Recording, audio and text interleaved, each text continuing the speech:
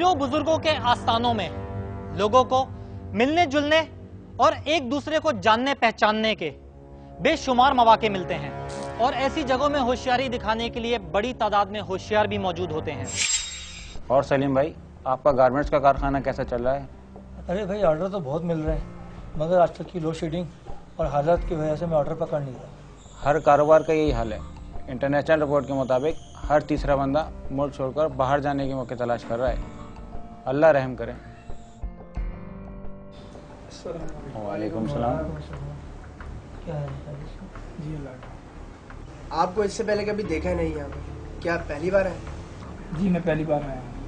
बहुत नाम सुना है सरकार का, बस इसीलिए दुआ की दरख्वास्त लेके आया हूँ। अस्सलाम वालेकुम।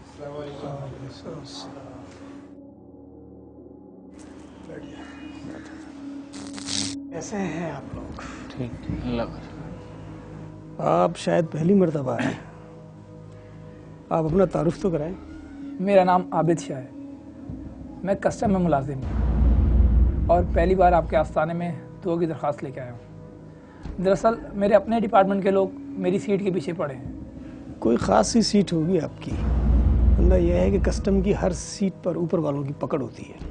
जी हजरत, दरअसल कस्टम जो माल ऑक्शन करना चाहती है इसकी तमाम तर डिटेल मेरे पास होती है और उसको ख़रीदने में जो पार्टियाँ दिलचस्पी रखती हैं वो मेरा बड़ा ख्याल रखती है। अच्छा भाई, बात यह है कि आबिद शाह का तारुफ तो हो गया, ठीक है ना?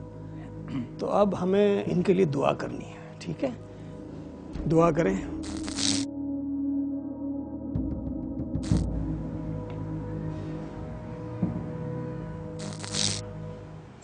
इन बुजुर्गों और पीरों के आस्थानों पर लोग अपने मसाइल लेकर दुआ करवाने आते हैं, लेकिन बेशुमार ऐसे भी होते हैं जो अपना काम ना होने पर एक आस्थाने से दूसरे और दूसरे से तीसरे के चक्कर लगा लगा कर थक जाते हैं या फिर किसी होशियार की होशियारी का शिकार बन जाते हैं।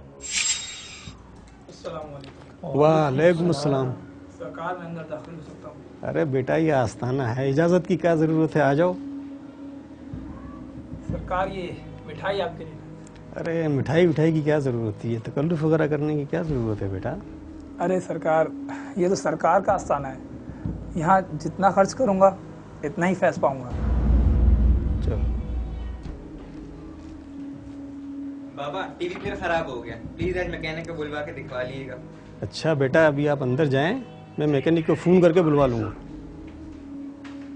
सरकार, कौन सा टीवी है आपका? अरे बेटा, पुराना लिया था कबाड़े से, अब तो उसकी आवाज़ भी क्लियर नहीं आती। आप अंदर जाएं।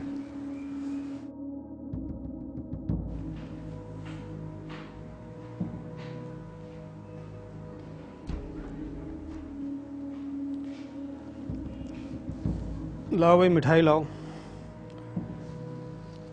ये बहुत मोहब्बत से लाए हैं, खा लीजिएगा ताकि इनकी दिली तमन्नाएं वगैरह भी पूरी हो जाए। हैं बेटा, दुआ कर लेते हैं।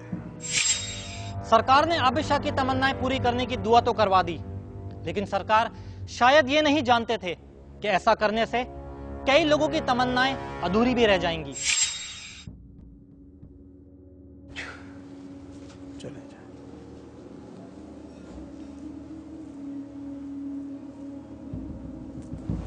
ये आप क्या ले आए हैं बेटा? ये क्या हरकत है? इतनी महंगी चीज़, माफ़ कीजिएगा, ऐसे हम कबूल नहीं कर सकते।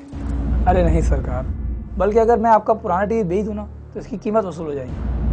मैं तो अपने अफसरान से इंतहाई कम कीमत पे ये कह के लाया हूँ कि मैं अपने पीरो मुर्शिद के लेके जा रहा हूँ, बल्कि उन सब ने भी आपसे दुआ की दरख्वास्त की है। अरे आबिद भाई, ये 40,000 का तो होगा मार्केट में? हाँ बिल्कुल, लेकिन मैं अपने सरकार के लिए इंतहाई कम कीमत पे लेके आया हूँ। बस सरकार कबूल फरमा लें, मैं कल मार्केट से स्टैंड ला के लगवा दूँगा। चलें बेटा, इस दफ़ा तो हम कबूल कर लेते हैं, लेकिन आइंदा एहतियात कीजिएगा, ठीक है? और ये जो पुराना टीवी है ना, ये आपका हुआ, इसे फ़रोख्त कर दीजिएगा। बेहतर सरकार। आबिद भाई, क्या कस्टम से आप माल हम लोग को भी ला के दे सकते हैं? हाँ हाँ बिल्कुल, लेकिन इतनी कम कीमत पे नहीं जितनी सरकार के लिए। तो फिर कितने तक मिल जाएगा?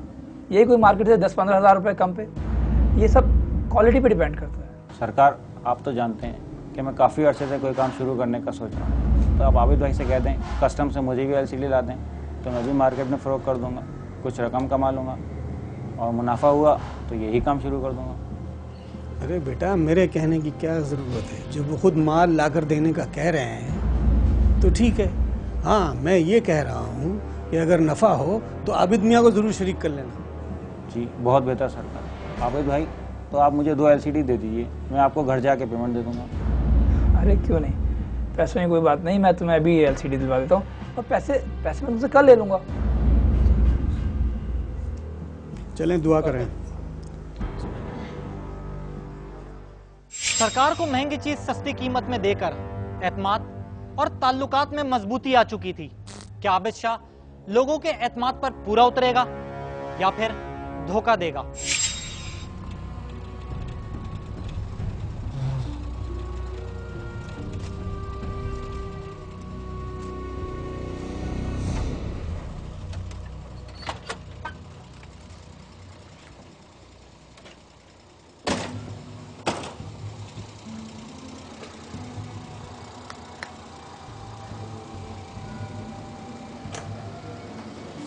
आबिद भाई, शराब मिलती भी नहीं है।